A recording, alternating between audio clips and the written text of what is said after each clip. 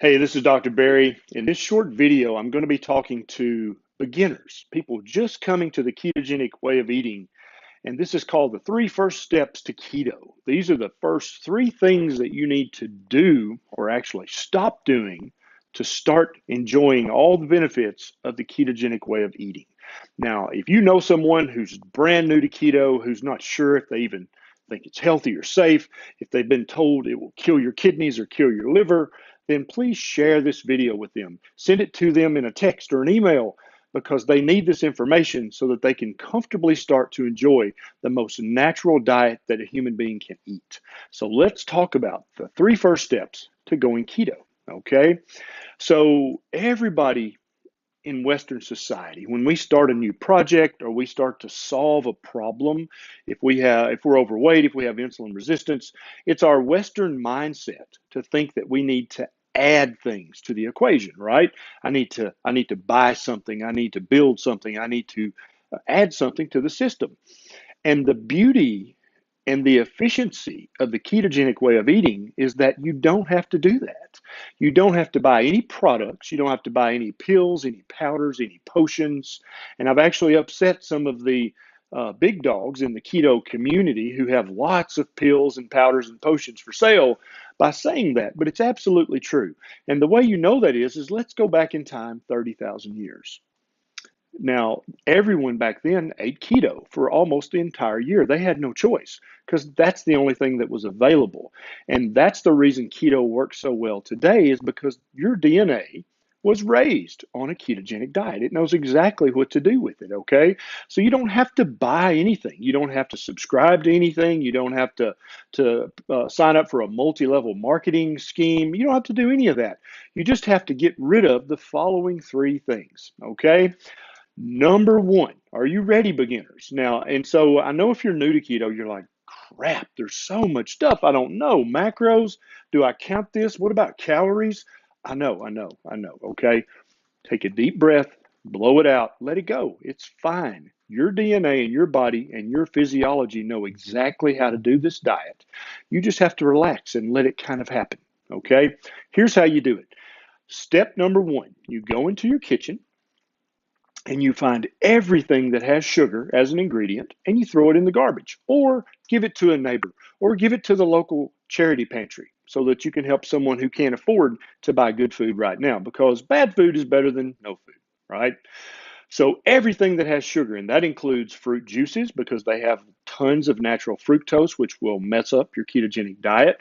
That includes any kind of soft drink. That includes any kind of dessert, candy, cake, pudding, pie, dessert, anything like that that has sugar, any of the sugars, okay? Give them away or throw them away. This includes honey. I love honey. It's very organic and very natural, but its glycemic index is through the roof. I love agave nectar. It's delicious, but its glycemic index is through the roof. Give it away or throw it away, okay? So that's step number 1 is to get sugar completely out of your diet. If you have a sugar bowl on the table, maybe you could have a rummage sale and sell it. Give it to a neighbor who doesn't have a sugar bowl. Maybe give it to an enemy, right? Because that's just how dangerous sugar is. So step number 1, get rid of all the sugar in your house. When you go out to eat, if you eat anything that you don't know exactly what the ingredients are, ask if there's sugar in this. If they say yes, don't eat that, okay? Because no sugar is keto. No sugary substance is keto. No natural sweetener like honey or agave nectar or molasses. Also love molasses.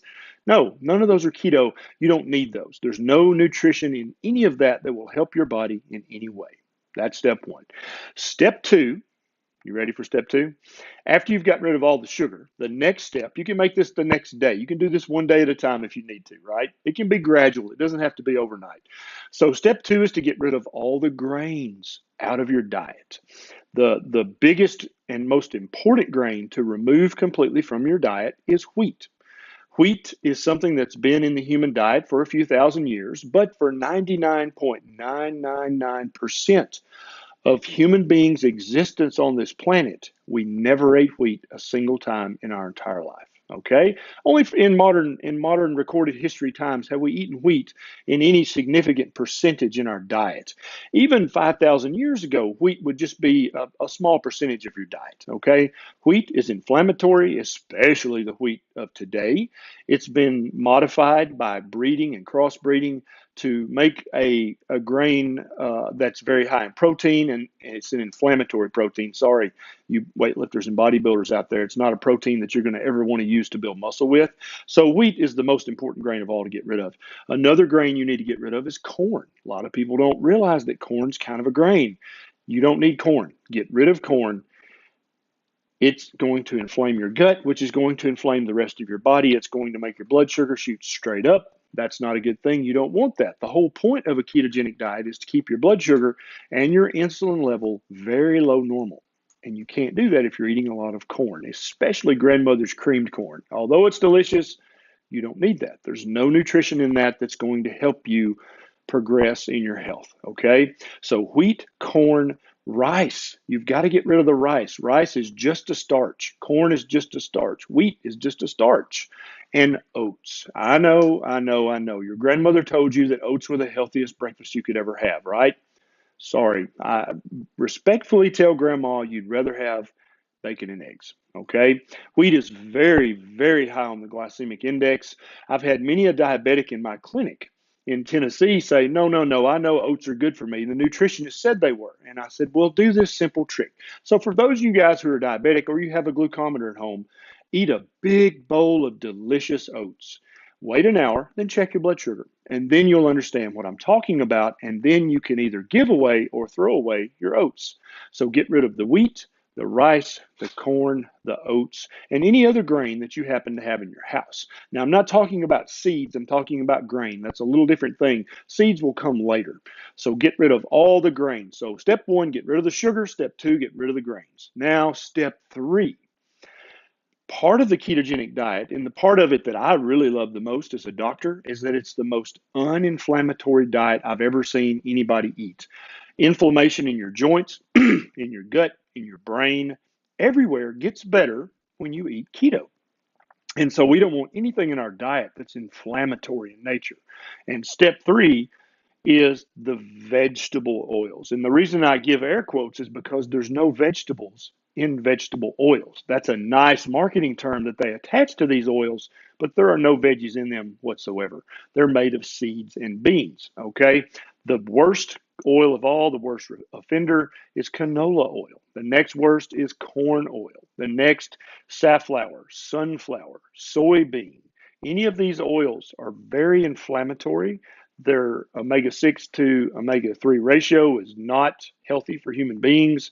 And I don't even want you to give away your canola. If you have canola, if you have Crisco, if you have margarine, if you have I can't believe it's not butter, if you have country crock, don't even give that away. You wouldn't even want to give that to your enemy, okay? Throw that in the garbage. Don't give it to your dog. It's not good for your dog. If you set it out on the porch, it'll sit there for months and even mold won't eat it, okay? Throw it away. Throw away the canola. Throw away the corn oil. Throw away the soybean oil. They are very, very inflammatory and bad for your system, okay? Now, those are the first 3 big steps towards moving towards a ketogenic diet. Remember, I said earlier, you don't have to add things to go keto. Really, what you have to do mainly is remove things. Remove the slow poisons and the inflammatory chemicals out of your kitchen, out of your pantry, out of your fridge, out of your mouth, out of your life. That's your goal, is to remove the bad things that big food and big pharma want you to eat, and eat real, natural, whole foods, okay? And I might make this a series of videos, but this is the first 3 steps for beginners.